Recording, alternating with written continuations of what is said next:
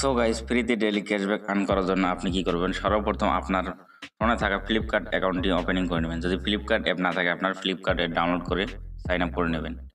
তো Flipkart open করার পর এখানে নিচে দেখতে পারবেন স্ক্যান অ্যান্ড পে, এখানে ক্লিক করবেন। এখানে ক্লিক করার পর ইউপিআইতে ক্লিক করবেন। ইউপিআইতে ক্লিক করার পর এখানে কিন্তু আপনি দেখতে পারবেন যে 1 নম্বরে scan 11 rupees scan and pay 11 টাকা পর্যন্ত কিন্তু পেতে পারেন আপনি যদি আপনি স্ক্যান অ্যান্ড পে করে যে কোনো মার্চেন্ট অ্যাকাউন্টে মিনিমাম 50 টাকা ট্রানজ্যাকশন করেন, তাহলে কিন্তু পেয়ে যাবেন।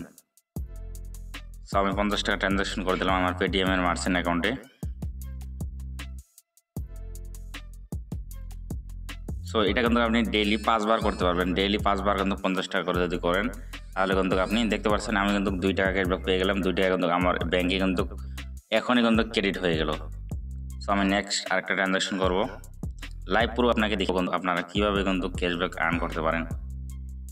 সো এখানে আপনি ডেইলি 5টা করে ট্রানজ্যাকশন করবেন। ডেইলি 5টা ট্রানজ্যাকশনে কিন্তু আপনি মানে 1 থেকে 11 টাকা পর্যন্ত কিন্তু ক্যাশব্যাক পাবেন। সো আমি প্রথমবার 2 টাকা পাইলাম। সো এবারও দেখতে পাচ্ছেন আমি 2 টাকা পেয়ে গেলাম। সো আমার 2টা ট্রানজ্যাকশন হয়ে গেল। তো আমি আরও ট্রানজ্যাকশন করব। তো এখন আমি তাড়াতাড়ি করে ট্রানজ্যাকশনগুলো কমপ্লিট করে দিই।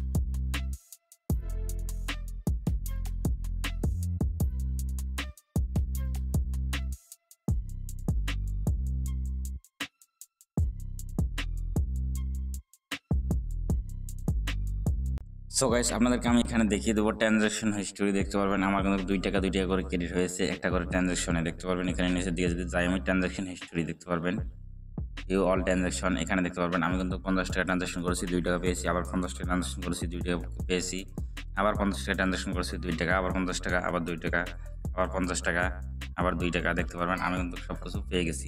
সো এইভাবে আপনারা ইনকাম করতে পারেন। তো এই ধরনের ভিডিও পাওয়ার জন্য আমার পেজটি অবশ্যই ফলো করবেন।